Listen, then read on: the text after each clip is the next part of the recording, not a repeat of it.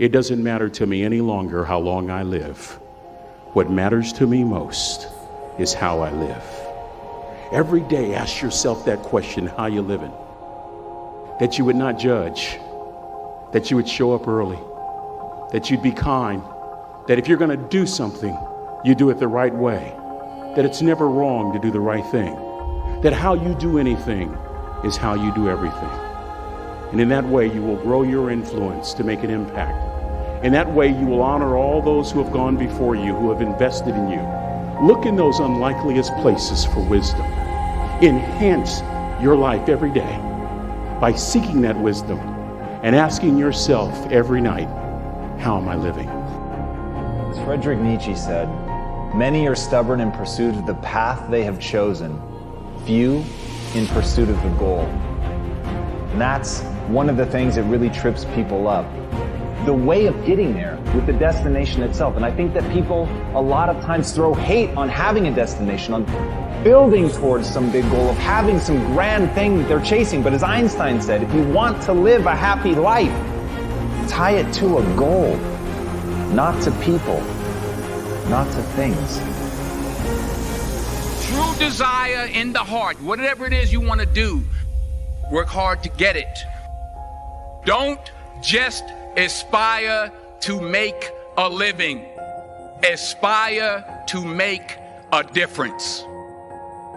That was my mindset. And that's how you get through things. You put yourself, you immerse yourself wherever it is, and you become that. You become that and give yourself no way out. The scariest thing in the world to me, even to this day, was that could have been the rest of my life. I thought then I was trying hard. That's the scariest thing in the world. To absorb, let life touch you. Don't let it kill you, but let it touch you. The experiences you have, the good ones and the bad ones, the highs and the lows. Part of the gift you can give to others is the gift of your experience, if you remember it. If it's vivid, if it's powerful, if it's fresh, if it's unique, if it's vital, you can really affect other people with the relating your own experiences, just because weren't too lazy to live the experience and then reflect on it. Live another week and reflect on it.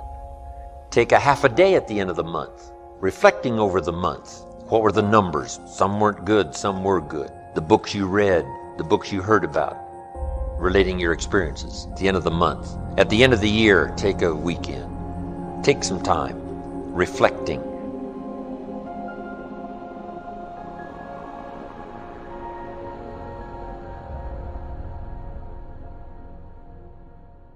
How many times have you had a great idea, didn't do anything about it, and then a year later someone did something about it, made a lot of money, got the promotion, etc.? So when you have the idea, the inspiration to act, it's time. Act. And you don't have to know it perfectly. You know, you can drive from here to California, wherever you might be, assuming you're not in Hawaii, by going west. And what happens is that you don't have to see the whole route. You only need to see 200 yards ahead of you. At night, you can drive just with your headlights, and the headlights keep moving with you. And your goal in life is to get in the game. You don't have to see the whole blueprint. You just have to see the next steps, the next steps, the next steps. And if you keep taking the next steps, eventually you get to where you want to go. Does that make sense? Now, the last thing is called law of attraction. We believe that when you are vibrating at the level of 100% expectancy that you're going to get something, it's already a done deal.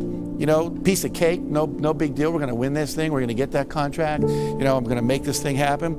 Then what happens is the universe literally responds. Sometimes when you're doing this, you're putting on it the vision of this should happen by this date. It's okay to set goals like that, but sometimes it takes a week longer, a year longer, whatever.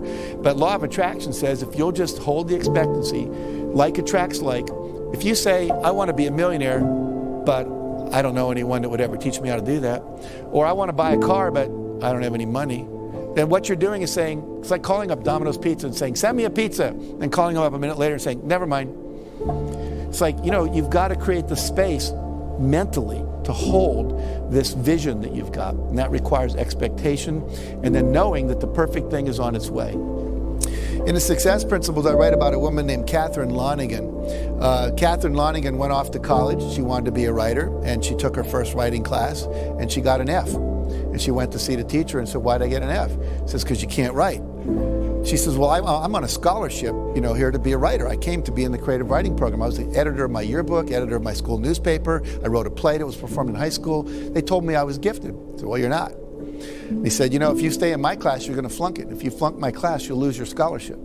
And she said, well, what do I do? He said, I'll make a deal with you. If you promise never to write again, just, history papers and stuff, but you're not going to try to be a writer, I'll give you a passing grade, you'll keep your scholarship, change your major. So she did. I called it, she made the deal with the devil.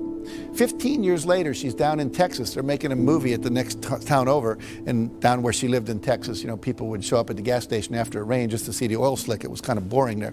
So she said, wow, they're making a movie, let's go. So everyone drives over, and everyone's talking to the movie stars. She's talking to the writers, saying, what's going on, what's happening? And why are you interested in us? Why not the movie stars? Well, I always wanted to be a writer. The guy said, BS, if you wanted to be a writer, you would have written. She said, I was told on good authority I couldn't write. He was a Harvard professor visiting our campus that year.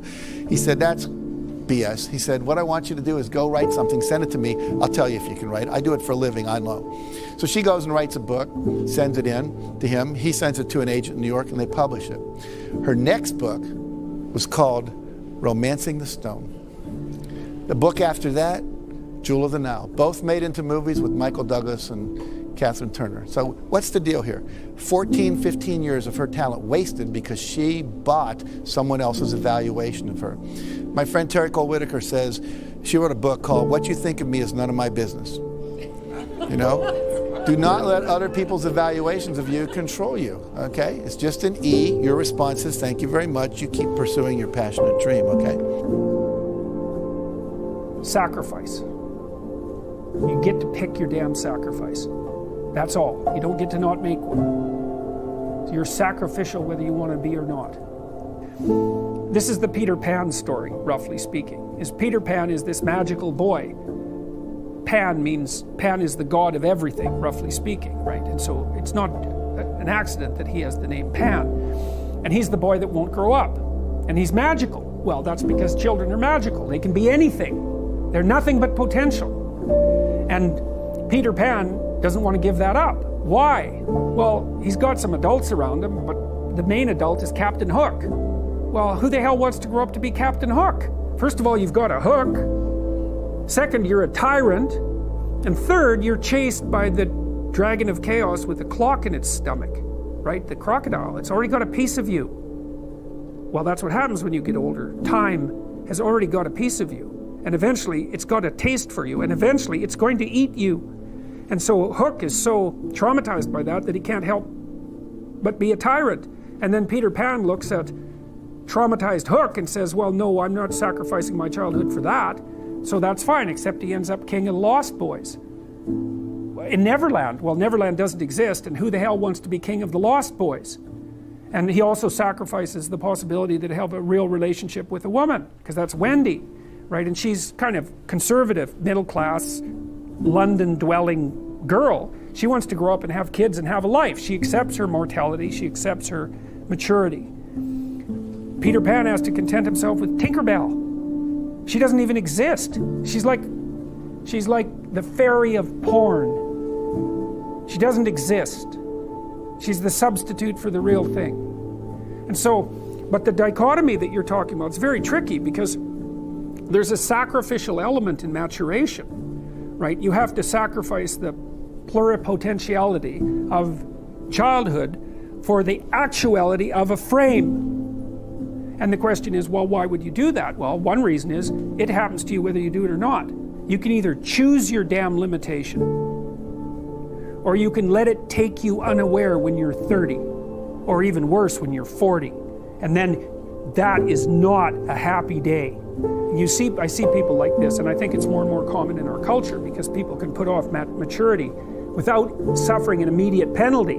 But all that happens is the penalty accrues. And then when it finally hits, it just wallops you. Because when you're 25, you could be an idiot. It's no problem. Even when you're out in a job search, it's like, well, you don't have any experience and you're kind of clueless. It's, yeah, you're young. It's no problem. That's what young people are like, but they're full of potential. Okay, well, now you're the same person at 30. It's like people aren't so thrilled about you at that point. It's like, what the hell have you been doing for the last 10 years? Well, I'm just as clueless as I was when I was 22. It's, yeah, but you're not 22. You're an old infant. right? And that's an ugly thing, an old infant.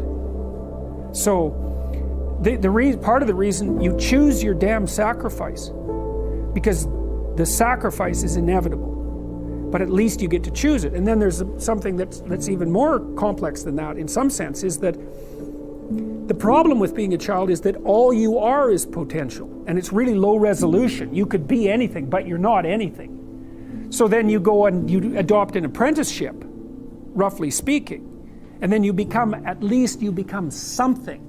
And when you're something, that makes the world open up to you again. You know, like if you're a really good plumber, then you end up being far more than a plumber, right? You end up being a good employer. Not that plumbers, I'm not putting plumbers down. It's like more power to plumbers. They've saved more lives than doctors.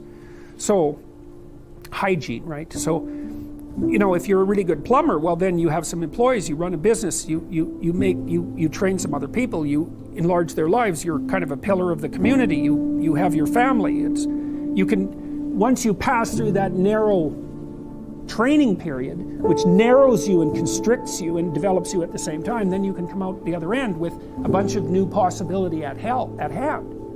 And Jung talked about that. He thought that